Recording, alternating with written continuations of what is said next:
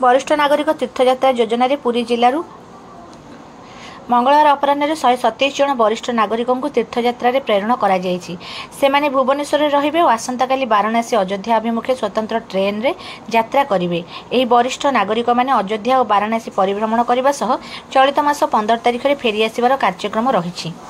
वरिष्ठ नागरिक मानक सहयोग 4 जन सहकारी साथी जाइछन्ति। पूर्वाह्न पर्यटन कार्यालय परिसर में वरिष्ठ नागरिक मानक स्वास्थ्य परीक्षा करा जायतिला।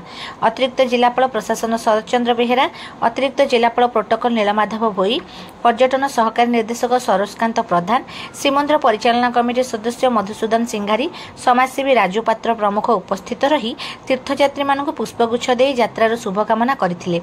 अतिथि माने नड़िया बाड़ी यात्रार सफलता कामना करथिले। अन्य मध्य सूचना और लोकसंपर्क उपनिर्देशक संतोष कुमार सेठी, जिला क्रीड़ा अधिकारी चंदन कुमार साहू, जिला संस्कृति अधिकारी हेमंत बेहेरा और पर्यटन कार्यालय कर्मचारी प्रमुख जोग देइथिले।